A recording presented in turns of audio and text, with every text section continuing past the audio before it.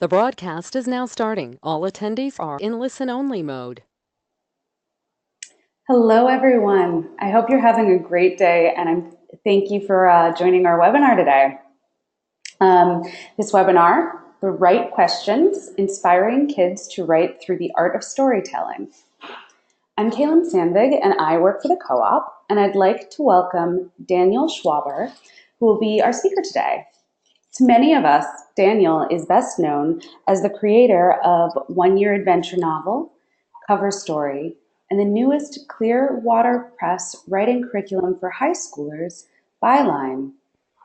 His professional work extends across several writing careers, as he is also an author, playwright, editor, scriptwriter, and sometimes journalist, so he's very busy. Daniel has written stage plays, radio scripts, short stories, newspaper columns, nonfiction, ghostwriting, comic books, and scripting for the PBS animated series Auto Be Good. In addition to his young adult novels, Runt the Brave and Runt the Hunted have received numerous awards, including the 2005 Ben Franklin Award for Best New Voice in Children's Literature and the 2008 Eric Hoffer Award.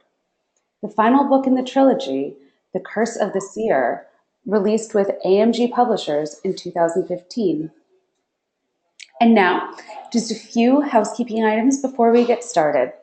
The webinar is scheduled for the next 75 minutes. We will have plenty of time after Daniel's presentation for questions. Since everyone who has joined is in listen-only mode, please feel free to chat your questions in the question box. At the end, we will answer as many as we can. And now, I will turn it over to Daniel. Thank you very much. That was a great introduction, made me sound way more important than I am. I do love storytelling, and I want to start off with a letter that I have here from the desk of Sidney Sheldon. Now, this wasn't written to me. It was written to a young man named David Permit, who about 30 years ago wrote to Sidney Sheldon. Now, if you're not familiar with who Sidney Sheldon was, he was a international best-selling author and screenwriter who lived in California. David Permit, when he was a young man, wrote to Sidney Sheldon and said something along the lines of, I really want to be in filmmaking. Could you give me, could you open the doors for me? So Sidney Sheldon wrote back, and here's what he wrote. Dear Mr. Permit, congratulations on your decision to enter the motion picture industry. I can think of nothing that would offer as much future security, with the possible exception of going over Niagara Falls in a leaky raft. But if you are really interested in pursuing this reckless endeavor, please call me.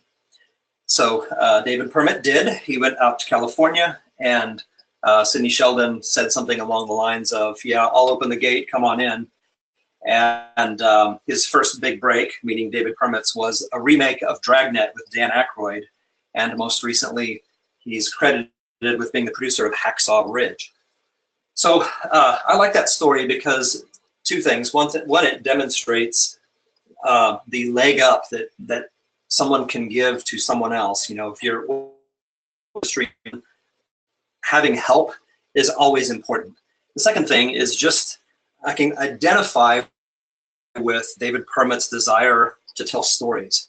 When I was a kid, I'm not going to give you a long. I already had a better introduction maybe than I deserve, but I'm not going to give you a long introduction to myself. But I do want to tell you about my experience. I put MA from Kansas University first slide because it's pertinent to what I'm going to be saying for the rest of the program. I knew I wanted to be a writer from 6th grade on. I had a great 6th grade teacher who encouraged me and used to, she spent way more time than she owed the public school system on me. And I'm grateful to her for that. But I knew I wanted to be a writer from that age and perhaps even earlier. When I went to college, I took the route that I think most young writers imagine is the best one to becoming a writer, and that is, well, you go to college where, you know, the world of academia teaches you how to put words together. That's not the way it worked for me, and that's not the way it works for many people. Now, I'm not dissing my own college, and I'm not saying college education is a bad thing. I learned a lot of useful things in college. I learned some other things that I am trying to unlearn. However, what I didn't understand about the way writing is taught at the university level is that most colleges don't actually teach story. They teach what I've started to call word photography. And there are lots of reasons for that, but I didn't understand it when I went in, and I didn't even understand it all the way through my 8 years of college. In fact, I graduated with a creative writing degree, a bachelor's degree, and I realized that I hadn't learned this intangible thing that I thought I was going to get in college. And so I thought, well, I must not have learned enough. I'll just go back and get another degree. Also, nobody wanted to hire someone with a bachelor's degree in creative writing. So somehow I thought, hey, if I get 2 degrees in creative writing, maybe that will persuade people to hire me. So that didn't work either. When I got out of college, after, again, 8 years of studying story, or of studying writing, but not studying story, I began writing and submitting, and I was able to publish my 8th novel, which is fairly normal in terms of the traditional publishing system. It usually takes about 1 million words of prose practice before you can break into the mainstream publishing system. And that's going back around 100 years. Both Hemingway and Isaac Asimov said it takes about 1 million words of practice before you become publishable. And so my first published novel, Run the Brave, won some awards that I think they mentioned in the beginning. And that opened doors for me. And I'm telling you all this story because one of the doors that opened was to do an hour-long speech at a library, like teaching a class of 4th graders how to tell stories. And this was a real turning point in my life because even though I'd done a ton of writing and I'd done a ton of studying, when I got to the point of coming up with material for a room full of 4th graders, teaching them what a story is, I realized I don't know what a story is. It was a weird thing to acknowledge to myself that I had spent all this time and I had written more things than I could account for, and yet I didn't know what a story was. I could point to something and say that's a good story or that's a bad story. And I could point to things and say, well, that's definitely a story, but I couldn't define it. And so I had a bit of a soul-searching afternoon going on a walk, thinking through how I was going to approach story with these kids. And I decided that what I hadn't learned in college is what should be taught in school. And so it's been about a 15-year process for me. I'm still on a quest to understand how story works. I think now that story is a kind of emotional language, and I will get into that as we talk about the right questions. But my approach to teaching writing is to always come through the door of story, because it's what we were in part wired for. The human brain will wander about 30% of the time unless it's engaged in a story. And so I think there's something there. The example I like to use is music, that if you were to take something like the Pachelbel canon and play it to, I don't know, the primitive people in the Amazon jungle or something, the Pachelbel canon would probably make them sad. And the reason is that music is a kind of emotional language as well. But story is an emotional language because it can create emotion in people regardless of what culture or what language is being used to deliver it. The story is not the same thing as the words that are being used to tell it. So my contention starting off with this particular webinar is that storytellers are the most powerful people in any culture. This is one reason why I'm dedicated to teaching homeschoolers, because I think homeschoolers they tend to think outside the box. And if there are going to be people who change the world, I'm not saying public school children can't change the world. I'm not saying that at all. I'm saying in terms of movements, homeschool community tends to think outside the box and be receptive to new ideas. At least that's been my experience with the homeschool community since about 2004. So storytellers are not as powerful in the ways that we might admire. They're not generals, they're not politicians usually, though generals and politicians will use story. What I mean is that storytellers create a ripple effect. They impact what audiences feel, and in impacting what they feel, they impact then what people think. And when you change what people feel and think, you change the way they behave. That's why our culture has changed very rapidly. It's one of the reasons, but it's connected to technology. We tend to think that technology is the thing that's driving change, but I would say that it's not just technology, it's the ability of technology to deliver stories in all these different ways from many different directions. So we're inundated with stories now in ways that we've never been inundated before. To prove this point, though, I want to give you a couple of examples. If you think about journalists today, whether you like them or don't like them, you ask the question, what is every journalist looking for? The first answer that springs to mind might be news, but it's not true. That's not the correct answer. The real answer is that journalists are looking for stories. A news item that does not have certain story components will not make it into the newspaper. It has to be a story first. And if it's a story but not really news, meaning it's not new, it's not really that original, a good journalist can still take something that isn't news and turn it into a news story because they have the story element. Some examples from history. There's a movie called Mrs. Miniver. Some of you may have seen it. It's a very well done movie. It was made before the United States entered World War II. Winston Churchill said that Mrs. Miniver was more powerful than a fleet of battleships. And the reason he said that was because it impacted how Americans saw the war in Europe. Believe it or not, there were over 1 million members of the Nazi Party inside the United States. They were Americans who had joined the American National Socialist Party. And you can see footage, if you look it up on the internet, you can find footage of the Nazi convention in New York before World War II. There were over 100,000 people in attendance. Now, after Japan bombed Pearl Harbor, there were virtually no members of the Nazi Party in the United States anymore. But my point is that Mrs. Miniver, as a movie, so impacted the way people saw the war that Winston Churchill said, this was better than a fleet of battleships and more powerful than a fleet of battleships. During the Civil War, going back farther, if you've ever read Uncle Tom's Cabin by Harriet Beecher Stowe, you may have read about her influence, about how many books sold, just phenomenal sales, both abroad and in the United States. She impacted the way people saw slavery in the United States, something like 15 years before the Civil War, maybe 12 to 15, somewhere around there. So the reason I like this example is because for proof of this, it's interesting when Abraham Lincoln met Harriet Beecher Stowe for the first time, the first thing he said to her was, "So this is the little woman who started this great war," which I don't think is very fair, personally. There were so many other things going on, and to start the Civil War. But that makes the point, doesn't it? That Uncle Tom's Cabin was hugely influential as a story. And it was so influential that Abraham Lincoln essentially attributed the war to Harriet Beecher Stowe. You may have also heard of a guy named George Lucas. He came out with some films. It's the Star Wars brand, if you're not familiar with them. George Lucas actually wrote the first script for Star Wars, Episode 4, we call A New Hope.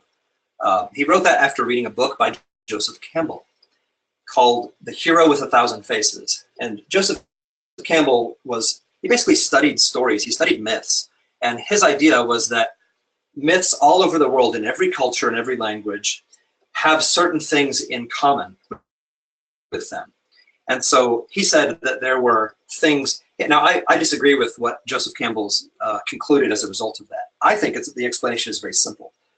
I don't think that it is, I'm not sure how to encapsulate his theory in a short way, but I think he attributed it to like the subconscious mind or something, or Jungian psychology. I'm trying to find a clear way of saying this, and I think it would just make it more cluttered. My point is that The Hero with a Thousand Faces, I think, it captures the ubiquitousness, the universality of certain types of storytelling, but it's simply because human beings have things in common. Whether we are, from Western civilization or an Eastern culture or whatever, we still admire certain things. We still strive for certain things. We still value certain things. And it's those things that end up making their way into our stories. So George Lucas, what he did was he read this book, and Joseph Campbell had created what we now call the monomyth, or the idea that there's one kind of big story of the hero who goes out, leaves his identity behind, and goes off to slay a dragon, or to overcome a series of obstacles like Hercules, and he returns home a changed person, and he influences the community and all that stuff. George Lucas said I should turn that into a space movie, like a science fiction movie. And so he took everything that Joseph Campbell said and he put it into a screenplay. Had a really hard time getting backing for it. And what I find fascinating about this is that George Lucas himself has a bit of a dualist philosophy that made its way into his screenplay. And if you would have talked to, say, 100 people at random in the United States before Star Wars and asked them questions that point to dualism, you'd probably get like maybe one of them that would respond with some kind of knowledge of dualist philosophy. And after Star Wars, now that the movies have been watched by so many people and they've been so influential in our culture, it's a much more common philosophy to embrace this kind of good and evil are equal but opposite idea. It's not limited to filmmakers, it's not limited to novelists. Lots of different professions use storytelling. Marketers use storytelling now. It's not a secret. It was kind of big news, 5 or 10 years ago that everybody was talking about storytelling. Now we've been talking about it so long that I think everybody knows it becomes really obvious that our ads are all driven by stories now. So you watch the Super Bowl and you'll see story-driven marketing. But it's, directors, writers, politicians, it's almost everywhere, and it's because of the power of story. And that's, basically we are wired for the language of story. And I think that wiring is really a good thing. I think what it does is it confers a kind of power to storytellers. But it also, power, as Spider-Man, was told, with great power comes great responsibility. If we don't understand how it works, then we become susceptible to the people with the power. So if your students don't know how stories are being used to manipulate their emotions, then they're more susceptible to that kind of emotional manipulation through storytelling. And that's what I think that I'm seeing in the culture now. I think I've been seeing it for a while. And it's one reason why I want homeschool families to be prepared, because learning to tell a story prepares you to interpret stories. So here's the first thing. We talk about creative writing, but not just creative writing, really any kind of writing. There's a way of approaching it that is very rarely taken. When I was in second grade, my mom asked me if I wanted to know how to play the piano. And I said yes, because one of my sisters played the piano beautifully. I loved listening to her play. And she's 10 years older than me, so she had lots of time to practice. And she was very good when I was in second grade. And what my mom should have said is, do you want to spend an hour every day after class, when you could be outside playing, instead inside, practicing on the piano? Because if I'd thought about it long enough, I probably would have said no, but I said yes, so I was stuck. Now what I'm going to say next is not a reflection on maybe it's a reflection on my teacher, but I don't mean to throw my piano teacher under the bus. I quit after 2 years, the first opportunity when my mom said I could quit. And I quit because I was bored out of my mind. And the reason I was bored out of my mind was that I only learned to play one song in 2 years. The rest of the time was spent, as best I can recall from this experience, I spent those 2 years playing scales. That is a great way to kill the love of music in a child. And unfortunately, the reason I bring this up is that I think, unfortunately, we do the same thing with writing in some ways. We teach kids to, play scales with words. We have them do scales on paper because grading scales is much, much easier than grading stories, right? But kids don't care about the scales. I didn't care about them. I cared about songs. I was proud of the one song I learned. I could still play it. I mean, not well, but I still remember how to do that. And by not teaching students anything about how stories work, we disconnect the purpose of writing from the method of writing. We make, grammar and spelling and all of that stuff that's easy to grade, that you can put in a multiple choice test, that you can, you put the answers in the back of the teacher's guide or whatever. We make that stuff the point. It's really not the point. And we make it the point because, very good reason, that it's harder to grade, as I said, story, especially when you have more than one child that you are guiding through this process. So the good news about that is that any student who can daydream can actually create the raw material for a story. I say that math class for me in the public school was very, very good for my writing career because I created a lot of raw material. I got a lot of story ideas staring out the window instead of doing my algebra homework. I don't like to tell kids that because I don't want to give them excuse to daydream during their math assignments. But it's true. If you can daydream, you can create the raw material for a story. Why? Because our brains are wired for it. So that's the good news. Good news is it's possible to teach this stuff. Now, the first principle I'm going to get across before I take you through a kind of whirlwind, here are the principles of storytelling that any student, let's say 7th grade and up can learn. And then I think even 4th through 7th graders can learn this. They have a harder time maybe implementing it, but they can understand it. So I will go through the older version first, what I teach older students, and then I'll reduce that and simplify it towards the end. The first principle is this: the goal of every story is actually to create emotion in the audience. If you don't create emotion, you are creating the lack of emotion, right? Which is boredom.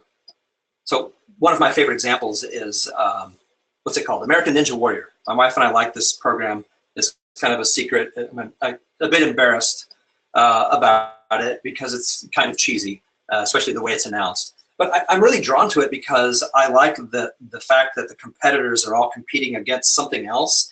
And even when one of them fails, they root for everybody else. And I like that cooperative flavor that it has. But you'll notice, if you're fans of the program, or it doesn't have to be American Ninja Warrior, it could be the Olympics. If you watch the Olympics this last winter, Olympics operates exactly the same way.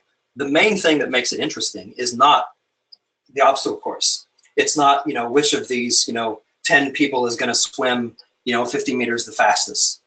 That's not the thing that makes it interesting. What makes it interesting is the story of the people involved. So if you compare how much time they spend talking to and about the athletes, about their experience, versus how long it takes them to swim 50 meters or, run 20 meters or whatever the events are, if you compare that, you'll see that they spend way more time talking to the people and building up the individual stories so that we're invested in them.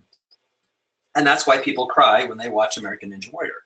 Not that I would do such a thing, but it's been known to happen. So here's the corollary. Stories that don't create emotion fail, they're boring. And a failed story is not one that a storyteller is going to be proud of. So how do you create one that is emotive? How do you create one that is not boring? The answer is not found in these 5 things, unfortunately. These are the elements of story that are often listed on posters in 6th grade classes. So I know there are probably 100 different variations of these posters, but they're universal. Characterization, plot, setting, theme, style. Sometimes the posters will say voice on them. And there's nothing wrong with these words in terms of describing what goes into a story. They're actually useful when you are, let's say, analyzing literature. If you want to take apart White Fang or Huck Finn or something like that, you can use these words to kind of see what's going on in them. And that's what they should be used for. The problem is when you try to turn these words into a creative exercise. They're not really creative words. They're words of analysis. And the thing about the human brain is that your brain can't be analytical and creative simultaneously. Now, your brain's pretty good at flipping back and forth between different activities, usually. I mean, some people are wired differently, but generally your brain can flip back from one activity to another with some amount of quickness and skill. And the more you do both of the things, the better it'll become at kind of slipping from one exercise or one activity into another. However, it's not doing both of them simultaneously. And the point I want you to get from this is that if you're telling your students to be creative, even if that's like writing an essay that's somewhat formulaic, you're telling them to be creative, but you, for instance, interrupt them and say, well, you have a comma splice error here in your 3rd sentence. What you're perhaps unintentionally telling them to do is to be analytical while they are creating. And they can't. Their brains can't do it. My brain can't do it. Now, I've been writing long enough that I've built lots of habits about comma usage and periods and capitalization. And there's things I don't have to think about consciously anymore. So that I'm pretty good at flipping back and forth. But when I write, I deliberately try to separate the analytical process from the creative process. I create first, and then I go back and I look at it afterwards and I say, what part of this is good and what part of this needs to go or be changed or whatever. So that's the first problem. The first problem with using words like this in a creative writing class or in a regular writing class, if we're working on actual writing and the first draft of something, using words like this is usually not helpful. And that's the first problem, is the analytical nature of the words themselves. The second problem is that they're just boring, right? I mean, there are some words, often the Latin words, that if I say we're going to write an expository essay, you can see the lights going out behind children's eyes when you're in a classroom setting. So why use those words? Now, sometimes you have to use words, Latin words included, but if we're working on a story and learning to tell storytelling, we don't have to use the analytical words most of the time. So what I do is I teach 5 different elements of story. They're sort of the creative side of storytelling. And it's not just the 5 things that I put up on the last screen in different form. This is actually what I would say, I think of it as, let me put it this way, when you go to see a movie, if anyone saw Black Panther, that's the most recent movie I've seen. I haven't seen tons of movies anymore, but if you went to see Black Panther, I knew that I was in for a certain type of story. I was in for a Marvel Cinematic Universe story, which meant there was going to be lots of computer-generated effects, and there was going to be a superhero, and it was going to have probably a lot of snarky humor that would make me laugh, and it probably wasn't going to be super deep. It would probably, resonate a little bit culturally, etc. But that is all I really knew about it. And so I went in and sat down in that movie theater, and I had expectations. So here's my point. You have the same expectations every time you go to watch a movie, listen to something like Adventures in Odyssey, watch a stage play, read a book or a short story. You are approaching that work that you haven't read before or haven't seen before. You're approaching it with expectations. And if you have those expectations met, you'll say that was a story. If those expectations were met really well, artistically and in ways that you didn't expect, you'll go away from it saying that was a great story. Not just that was a story, but that was a good one.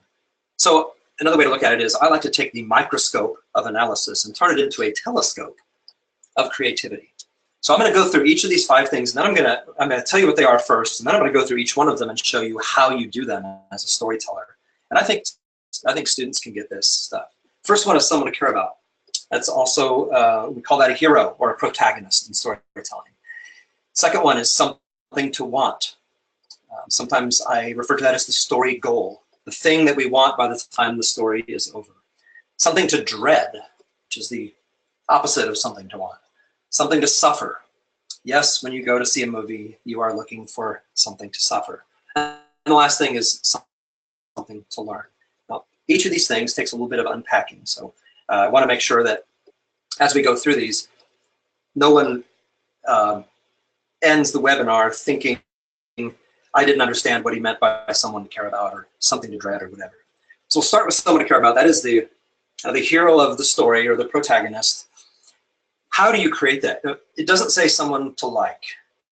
That's the first thing. You don't have to like the main character in a story. It's the same principle that if you've got siblings, you'll probably know what I'm talking about.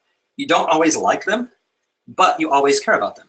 You might give, you'd be willing to give a kidney for your sibling, but sometimes, you just think, what are you thinking? Like they could maybe drive you up a wall. I have 4 siblings. I love all of them dearly. And we have not always seen eye to eye. We actually get along great now. But, theoretically speaking, siblings are a good example. So how do you make the audience care about your main character? The first thing, and maybe the oldest storytelling technique that we know of is called undeserved misfortune. Notice it says undeserved, right? Deserved misfortune is another way of saying justice. You don't necessarily care about someone just because they're getting the just consequences of their actions. If we come across a character who's being punished undeservedly, as in there's a Harrison Ford movie called Fugitive, where he's a doctor who is sentenced to, I think, life in prison for murdering his wife, but he didn't do it. And so he escapes and he goes on, on this adventure to try to prove that he's innocent. We're on his side from the very beginning because we know he didn't do it. We think he did. Maybe a better example is just going way back, at least hundreds of years and probably, thousands and thousands of years. Fairy tales often begin with the common words, an orphan went off to seek his fortune. Why do they begin with an orphan? Because we all know as the audience we're supposed to care about him, because no child deserves to lose their parents. As a result, we're on that person's side 2 words into the story. Disney uses the same technique all the time.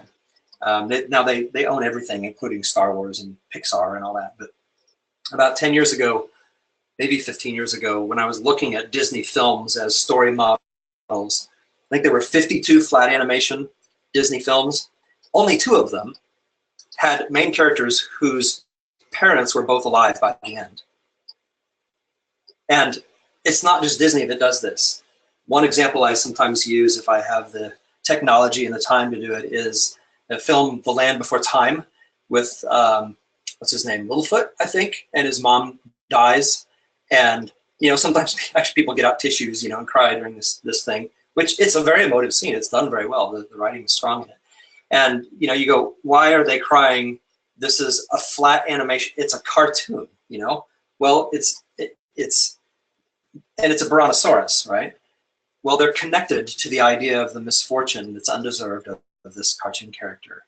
And it's especially important in cartoons because, as we all know, if you grew up watching Warner Brother cartoons like I did, when a cartoon character gets run over by a steamroller, they don't stay flat very long, right? They just pop back into their normal shape. It's really hard to hurt a cartoon character. In order to hurt them, you have to hurt them emotionally, and that coincides with how stories work. So that's the first thing, undeserved misfortune. The second thing is power with humility. Now, there's something weird about human nature that we are drawn to people with power. It's not always good. It's kind of an ugly thing sometimes. However, we are super drawn to people who have power but don't use it arrogantly, if they have a sense of humility about it. So one of my favorite examples is from the movie Searching for Bobby Fischer, which is about a kid who's just great at chess. What makes him admirable, the reason he's not really a victim of undeserved misfortune. He's a hero who has power with humility. Even though he's like world class at a young age, just naturally gifted chess player, he doesn't want to beat the other children because he doesn't want them to feel bad about themselves. So we're drawn to him right away as a character because of the coupling of this extraordinary power that we all wish we could have with a kind of humility that we might doubt we would have if we had that power. It makes us admire them, want to be like this young boy. I think his name is Josh. It's based on a true story, so it's worth watching as a movie, I think.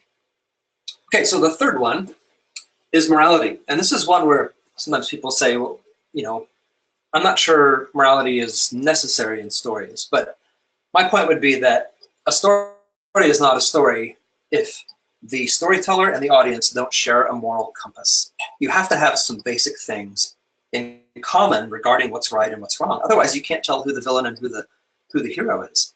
If I were to tell you guys a story about, say, a young man who is walking down an alley at night and he hears this little cry of some kind of creature, and he goes over to the corner and he sees, say, a 6-week-old puppy that is, you know, been abandoned by its mother or whatever, and it's sitting there alone, and he looks around and he doesn't see a dog anywhere, and he just boots that puppy into the brick wall. Is that guy a hero or a villain? Well, every time I ask that question of any audience, everybody, unless they're being, you know, sarcastic or whatever, they say he's a villain. Of course he's a villain. He went out of his way to harm something innocent that was not a threat to him. And that is a shared morality. And the opposite is true too. If you were to have taken the injured puppy to a vet or something and said, you know, whatever the charges are, I'll take care of it, put it on my credit card, you know, we'd say he's a hero. He went out of his way to help something that he didn't have a moral obligation to. So that moral component will make us drawn towards the hero, and it will make us repulsed by the villain. Fourth thing is actually humor. Now, I'm not a humor writer, and I admire people who can write humor effortlessly. It takes me a long time to come up with funny stuff. But my favorite example of this is, the reason it's my favorite example is because it's about President Taft. And whenever I do live speeches at homeschool conferences or writers groups or whatever, and I mention President Taft, nobody, you know, really knows much about him. You could talk about Lincoln or George Washington or Reagan or something, and people will know know who he was. And with Taft, no one has any idea. He hasn't really left much of a mark. The thing I know about Taft is that he was a large man. I think he weighed about 350 pounds. And this goes to the humor story here. Taft also had an enemy. There was a senator from New York by the name of Chauncey Depew. And they were at a dinner party one evening, and Senator Depew said, pointing at Taft's stomach, "What are you going to name the baby?" So Taft, apparently without missing a beat, says, "Well, if it's a boy, Junior. If it's a girl, Helen. But if, as I suspect, it's nothing but gas, I shall call it Chauncey Depew." And that is my favorite president story because it makes me like President Taft, though I know almost nothing else about him. He drew me onto that side with that bit of humor. The last one is desire, unfulfilled desire. The desire of a hero to have something that is beyond his reach. Now, this is different than the story goal. This is sort of like the Red Ryder BB gun in A Christmas Story, if you've seen that film. It has some flaws, but it's kind of a funny movie. But in the film, this boy wants a Red Ryder BB gun, and everybody, including Santa Claus, tells him, "You can't have a BB gun, you'll shoot your eye out." And so by the end of the movie, even if you don't like guns or you don't think children should have BB guns or whatever, I would challenge most people, if they really give that story a chance, that it won't change your mind, but by the end of the film, you'll be wanting him to get the BB gun, no matter what you think about BB guns. Because of the way the story is set up, it works on us unconsciously, and it's this unfulfilled desire thing, coupled with a bunch of other techniques that they use. So here's the 5 things that you can teach students to do in their stories. Not all of them. If they do all of them, it'll feel over the top. But have them pick 1 or 2 of these. Morality is an important one to connect to the hero on some level. But students can understand this. They can understand how this works, and they can understand the examples that you give them too. So that's the first principle. The first one, someone to care about. The second element of storytelling is something to want. We have to know how the story is over.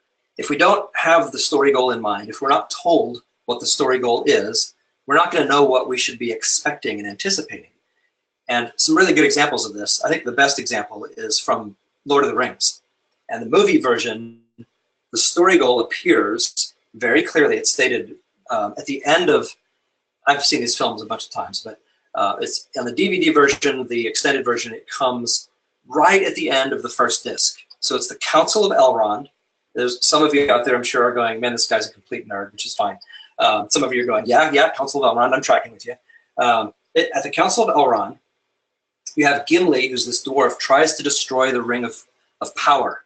It's this magical weapon, basically, and he tries to destroy it, and it just shatters his axe, and he's blown over onto the side, and we hear this kind of mystical, evil voice chanting, and it seems to be emanating from the ring. And the elf Elrond, who's this wise sort of mentor-like character, says the ring cannot be destroyed here by any power we possess. It must be taken deep into Mordor and thrown back into the fiery chasm from whence it came. One of you must do this. That's the story goal. So for the rest of the film, we're waiting to see whether Frodo is able to throw the ring back into the volcano. And what I want you to notice about it, that's really fascinating, especially if you go back and watch these films again. You'll probably think of this when you watch the film now. When he says, it must be taken deep into Mordor and thrown back into the fiery chasm from whence it came, one of you must do this, that creates an expectation in your mind that you will see Frodo walk up to the edge of the volcano, have the ring of power in his hand, and kind of extend his arm out over the lava and just drop it in, right? That's a single photographable act. That's the expectation moment, the moment of fulfillment. So the rest of those films, meaning another like 9.5 hours of film or something, I don't know how long it goes on after that, but it's a long time, is actually built around the audience curious, and even more than curious, at times breathless with anticipation, wanting to know, does he do this or not? But we're not thinking that as an audience. We're not going, gee, does he get to destroy the ring or not in this precise way? We just know the ring has to be destroyed, and we're expecting it to happen one way. Now, William Goldman, who wrote The Princess Bride, said something kind of profound about this. He said, always give your audience what they expect. just not the way they expected.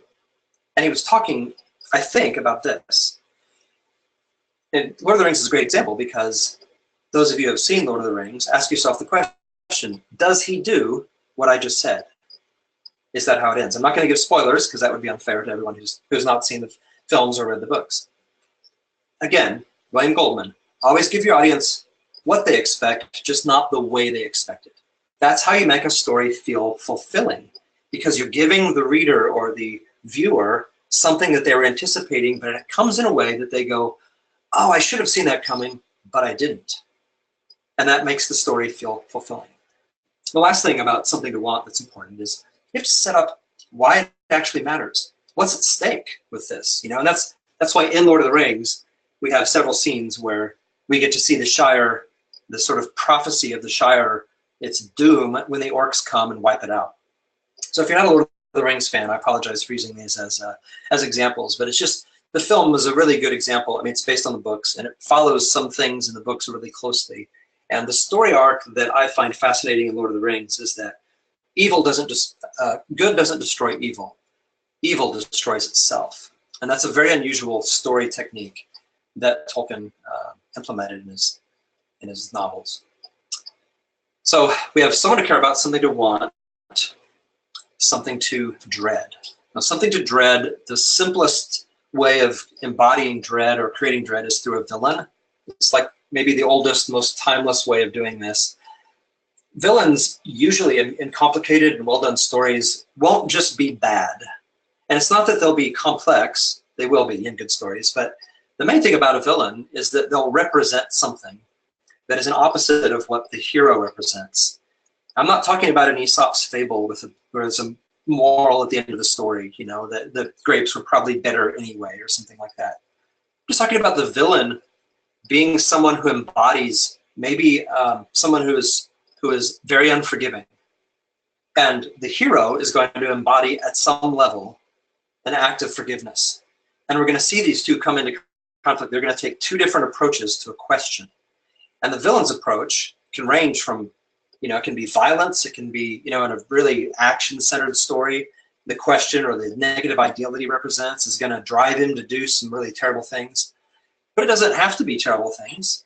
It doesn't have to be, over-the-top action. It doesn't have to be, Sauron in Lord of the Rings or Green Goblin in Spider-Man. It's just that he represents the opposite side of an idea that the storyteller is trying to get across. I think more importantly, though, about something to dread that young storytellers would do well to understand, and this is something not taught to me in college, is the idea of conflict as the driving force of stories. And I was told conflict is the driving force, but we always talked about, if we talked about it, we talked about external conflict and internal conflict. And most of the time, my professors only examined that in an analytical way. They didn't talk about it driving creative stories or new work from the people in the creative writing program. I like to think of conflict, and I like to teach it as a series of disasters and dilemmas, because these are words that I can wrap my mind around when I'm envisioning and creating a story. A disaster is just something that goes terribly wrong with the hero's attempt to get the story goal. And a dilemma is just a difficult choice between two negative alternatives. And what's great about these is that when you start to understand them, and you'll see patterns in stories where they basically alternate. You can have disaster followed by disaster, but you won't have a dilemma followed by a disaster. And there's a complicated reason for that I won't get into, but it's not super hard to understand that something either goes dramatically wrong with what the hero is trying to accomplish, or he has to make a terrible decision between two bad things. Can't be two good things. Can't be chocolate and vanilla ice cream. It has to be two things that we don't want the hero to have to choose between. Otherwise, we won't feel any tension about it. And the reason that dilemmas are important is that they tell us who someone is. It's how we get to know a character. So I'd like to pause here, and I want to read a couple things to you that I think are really instructive about storytelling. One is just a few short paragraphs written in the style of a teen romance novel.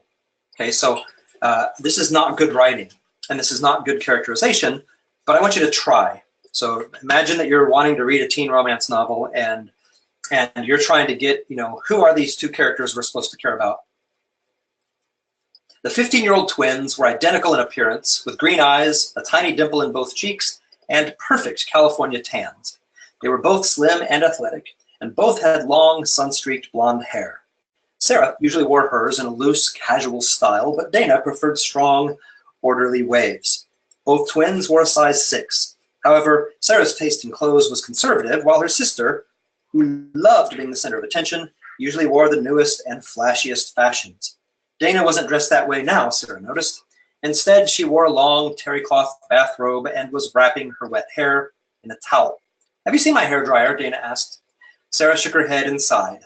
Only her sister could stand in the middle of the disaster area she called her room and not see it as a mess. Okay, that's the end of that painful bit of characterization written in the style of a teen romance novel. Now I can make fun of it because I wrote it specifically for this webinar. What I want you to get out of this is that you've just been given a whole bunch of facts about these two characters. They're the sorts of facts that would appear on a character worksheet in a creative writing class. You might hand out to students and say, create a character and give us their eye color and what's their job and what color is their hair and what do they like to do? They like to keep their room messy or neat. It has all that kind of stuff in there. And yet I would bet that there isn't one person listening to this who is really excited to hear more about Sarah and Dana. I would bet that if I said in the next paragraph they're both thrown into, like a moat full of sharks or something, or alligators or whatever, that nobody would care. We don't care about them because we don't know who they are, right? The writer, me in this case, has not given you anything to care about. I'm going to read a different example that's centered around a dilemma. And this is actually taken from Anne Lamott's book, Bird by Bird. This is a true story. It's essentially the same number of words, but it presents a different situation and has a very different emotive effect. An 8-year-old boy had a younger sister who was dying of leukemia, and he was told that without a blood transfusion, she would die. His parents explained to him that his blood was probably compatible with hers, and if so, he could be the blood donor. They asked him if they could test his blood. He said, sure. So they did, and it was a good match. Then they asked if he would give his sister a pint of blood, that it could be her only chance of living. He said he would have to think about it overnight. The next day, he went to his parents and said he was willing to donate the blood. So they took him to the hospital, where he was put on a gurney beside his 6-year-old sister. Both of them were hooked up to IVs. A nurse withdrew a pint of blood from the boy, which was then put in the girl's IV. The boy lay on the gurney in silence while the blood dripped into his sister until the doctor came over to see how he was doing. And the boy opened his eyes and asked, "How soon until I start to die?" Okay, two very different stories, right? Same number of words. What do we know about the second story, the boy in the second story? We know one stated fact that he's 8 years old, and it's important to know that because it tells us why he misunderstood and why he was tormented all night long, right? That's the one thing we don't know whether his room is messy or neat. We don't know what eye color he has. We don't even know his name. But we actually know something much more important and much deeper about him that draws us to him, that elicits emotion. And that is, he's brave. He's willing to sacrifice himself for his sister. He loves his sister more than life, right? 2 paragraphs, we've gotten 3 things that are point to a virtue and create emotion in us because they reveal who this young boy is on the inside, not on the outside. That's the stuff we care about. And that's the stuff that readers care about too. That's why we read, is to discover who a person is. It's one of the reasons we read.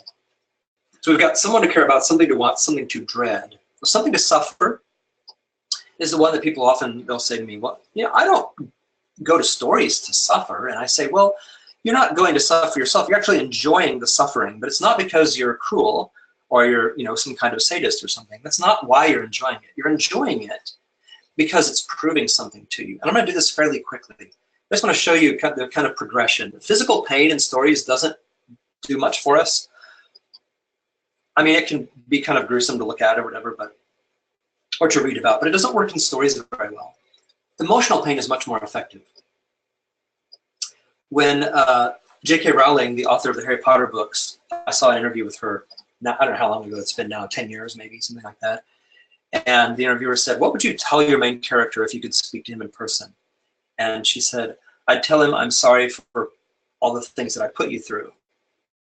Well, that is one of the reasons that the Harry Potter books were successful. She knew how to put Harry through emotional pain, guilt, loneliness, shame, betrayal, etc.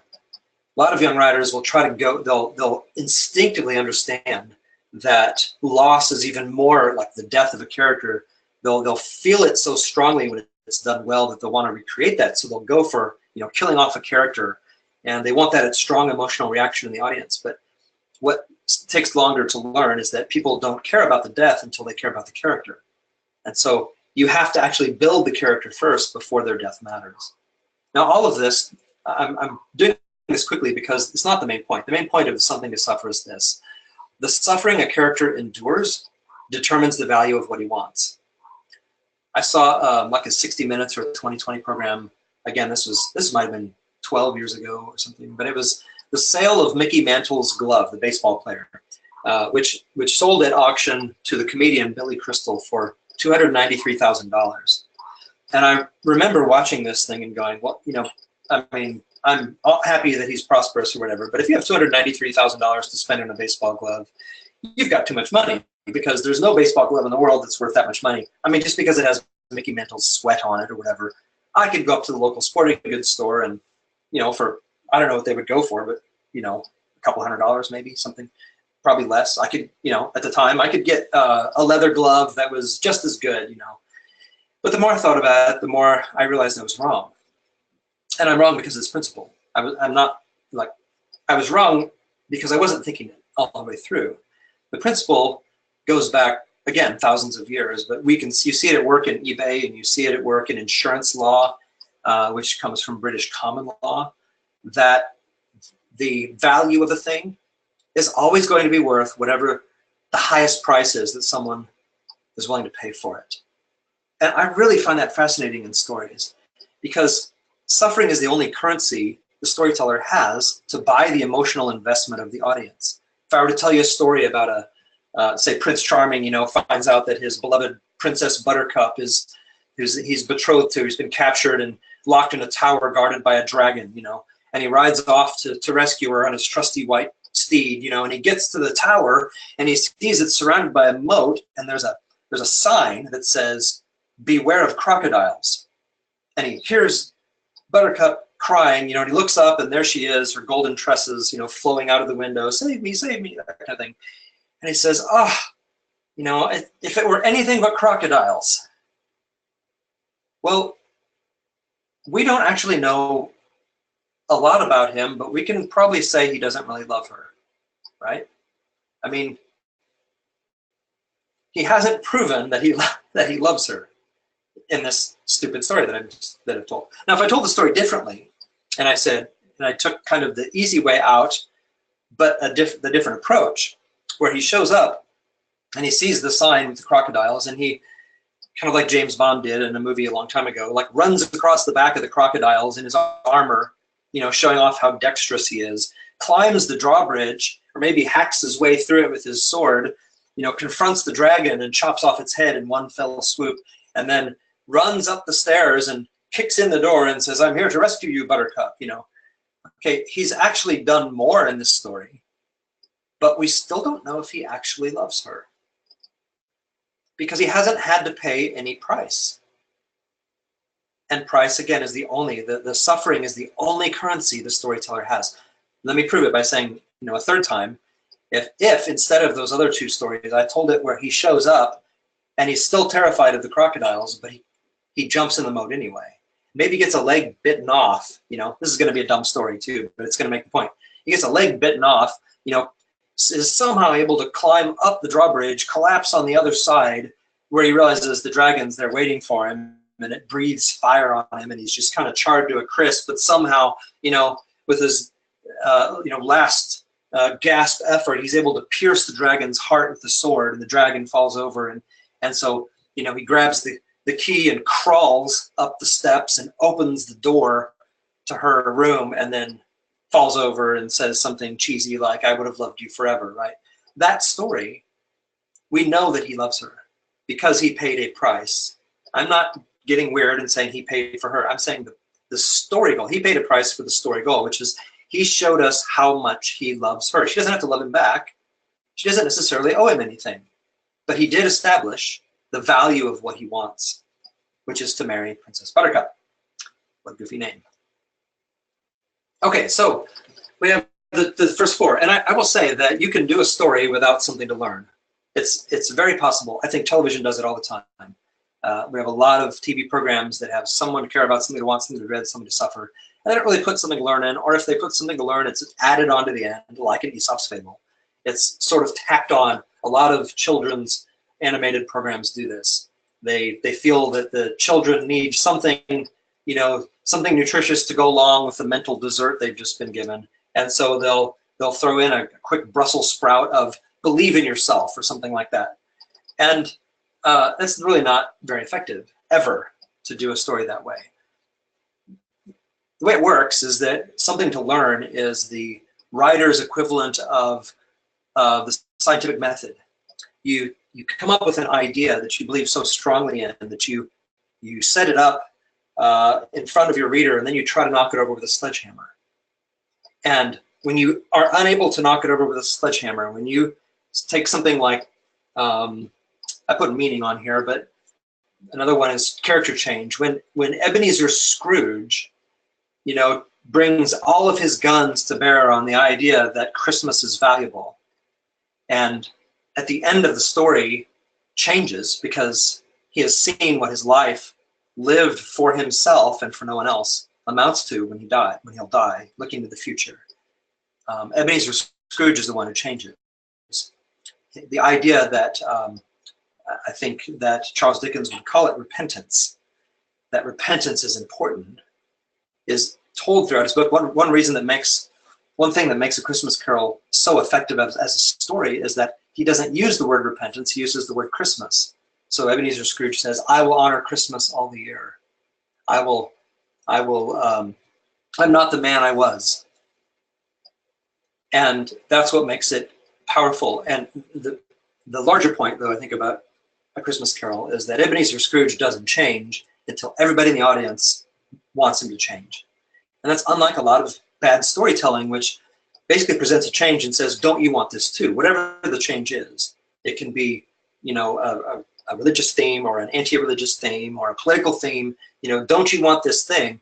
But they haven't proved it yet. And good stories actually prove it to everybody in the audience before the characters respond.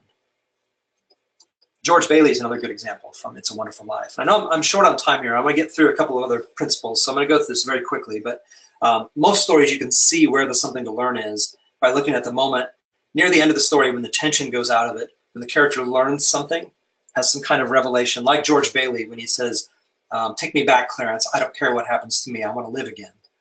That's the moment where we understand what the whole story is about. It's about George Bailey no longer believing the lie that some lives are small because they do small things.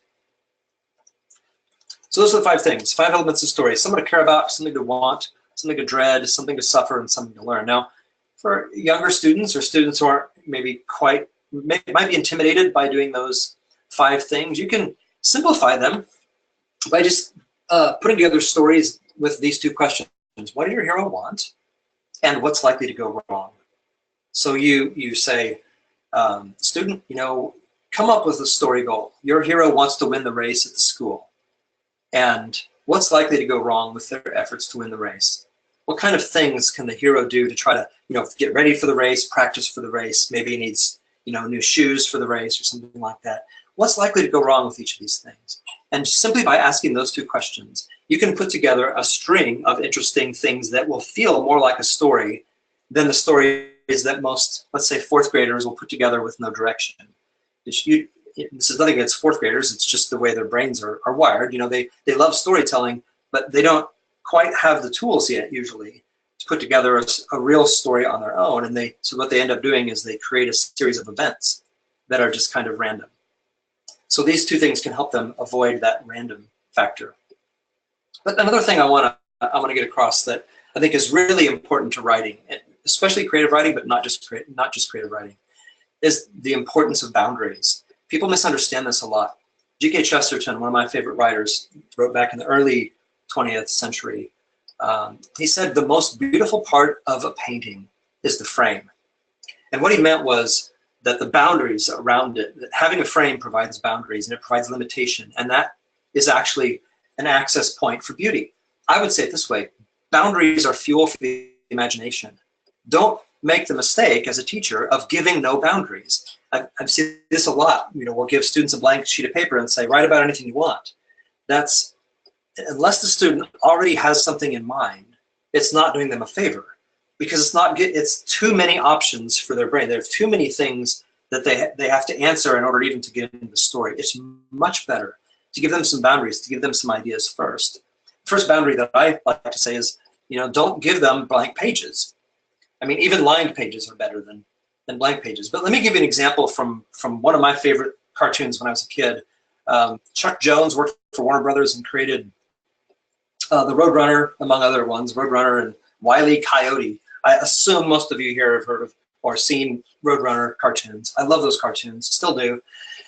In his autobiography, he actually recorded the 9 rules that they came up with before they created this program. And I'm going to show you these 9 rules. And I think I was amazed when I read them, because they're a great example of this principle, that providing boundaries actually provides fuel for the imagination.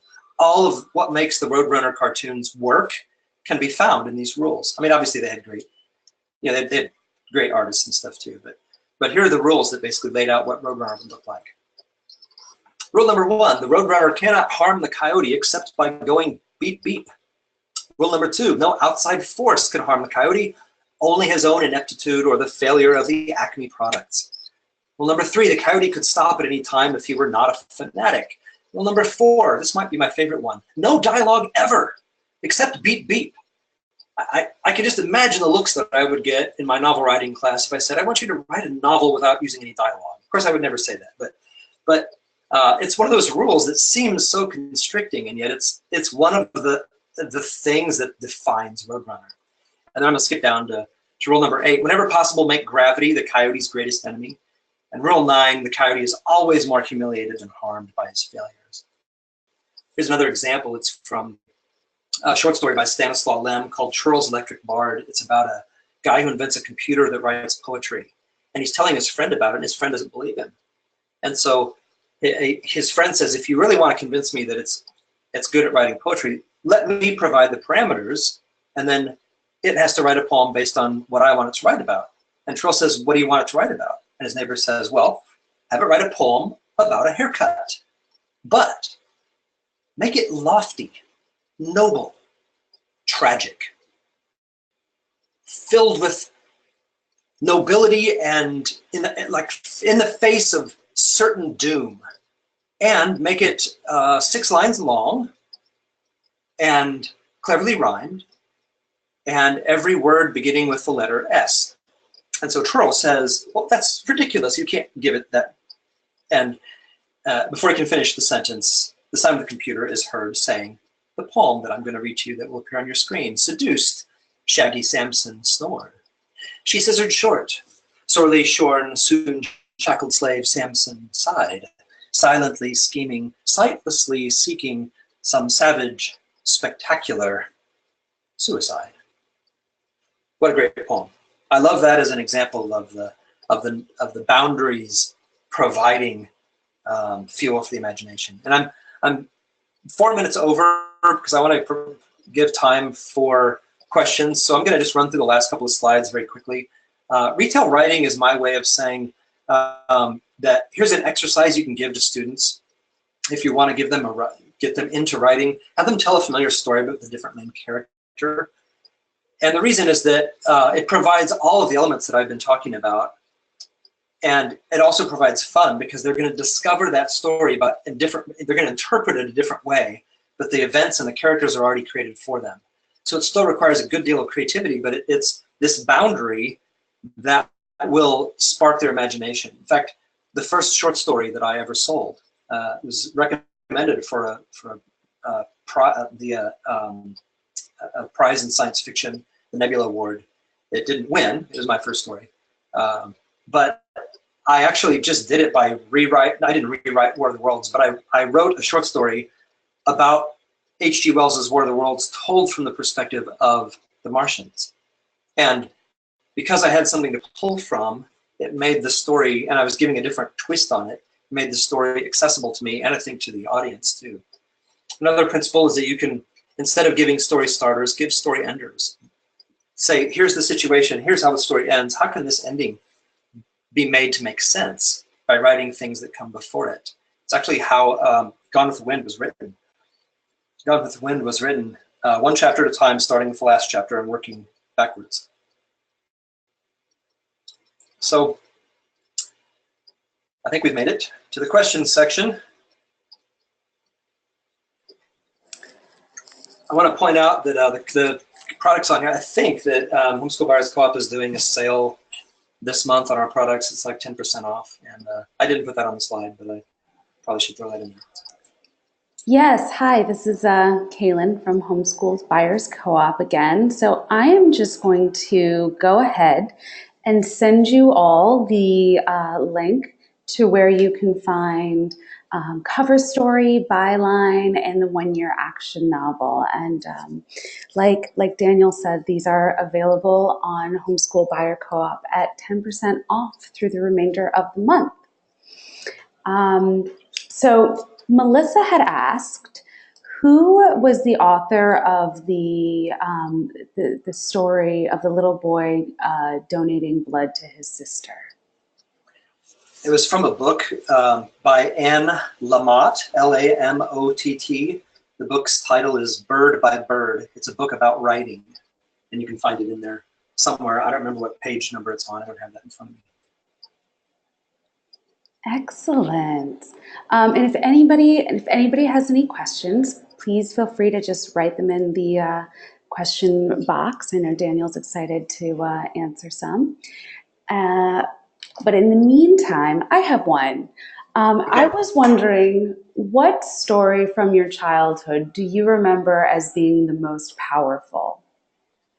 Do you mean which story that I was told? Yes. Or which story from the experience? Okay, this is an easy one. When I was, I don't remember how old I was, so I'm not going to be able to recall the circumstances or the names or anything. But my parents, we went camping every summer. It was what we did. I don't camp anymore, but I was a Boy Scout for years, and my folks just loved it. So we would go usually to Colorado, but we'd sometimes go to places like Mesa Verde, and we would always do all the touristy things with the tribal, whatever the tribal, the First Nations were doing or whatever. And we went to a storytelling one around a campfire, and for some reason, the story of this bird coming through bearing a seed, I actually play on it in my first novel, Not the Brave. I played on the idea of a bird bearing like the seed of the earth through a hole in the sky. And I wish I could remember, but I was probably 5 years old.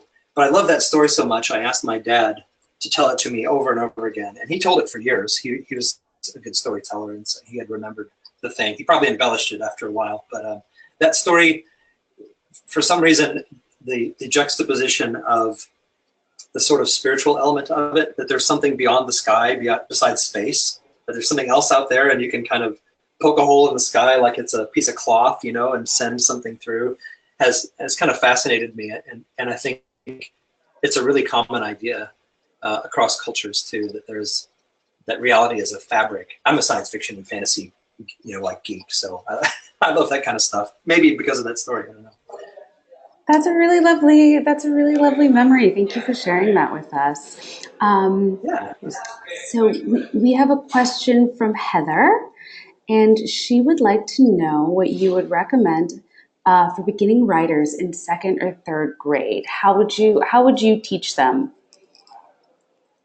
Well, that's a good question, and it's such a good question. It deserves a better answer than I can give, because I've never taught grade school, and the thing that you run into, or that I've run into when I've done like seminars and things I don't think I've ever done below 3rd grade, but the thing that I've run into that would just, it kind of makes sense, is that students have to be able to put sentences together with some level of skill, not necessarily before they can tell a story, but before their stories start to look like actual stories, because their brains are, having to concentrate on, what is a sentence, and you can tell them it's a single thought or an idea, but they, in order to put the sentence together, they're using a lot of bandwidth, just to do that. And so usually if a parent is talking to me about how they encourage their student to do storytelling when they're younger, I say maybe take the writing part out of it and just let them do it verbally, and give them something like the voice to text thing on your phone, and let them tell the story, or even a tape recorder if you have old technology, let them just tell the story into the tape recorder and then go back and listen to it and see if they could improve it somehow. There are advanced kids, obviously, who are skilled at reading and writing when they're, in grade school or whatever, but I just don't have enough experience to feel competent to say what I would recommend for that, other than encouraging them to read a lot. The more they read, the more they will absorb of the language of story itself. I hope that was helpful. I think it was. Do you have a certain length of writing you would assign to an 8-year-old, a 12-year-old, or a 16-year-old that isn't overwhelming? Well, it does vary based on age and on their unique circumstances and skills. One-year adventure novel, they're writing a novel in a school year, but it's 9th grade and up. And I take them through a lot of steps to get them prepared to write those chapters. And I tell parents and teachers, have different expectations for a 12th grader than you do for a 9th grader in terms of how many words they have. But then you also, I'll have, when I teach a class live, I'll have 9th graders who are very wordy, and they'll come up with chapters that are 30 pages long. And then I'll have the student who's got like a 6-page chapter, So it depends on the student, and it depends, it's a weaselly answer, but it's the only true one I can give. It also depends on the thing.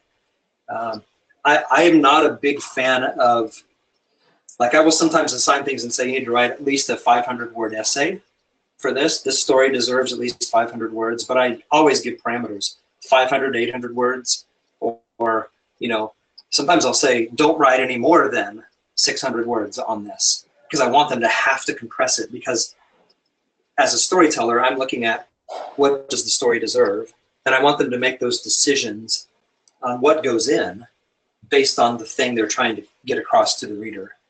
But when you talk about 8-year-olds, that's grade school, and so I would probably approach grade school differently, but since I've never had to do it, I can't give an answer that I think would be, really helpful, because I haven't had that experience.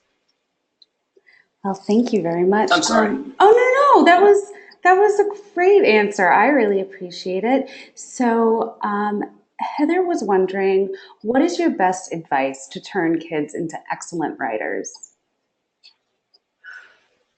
That's a good question too. My best advice is to don't tell them what to write. Don't show them what to write. Don't tell them what to write. Show them how to write, and let their own passion be the thing that drives the subject. And that's actually like a principle that I use in all of our programs.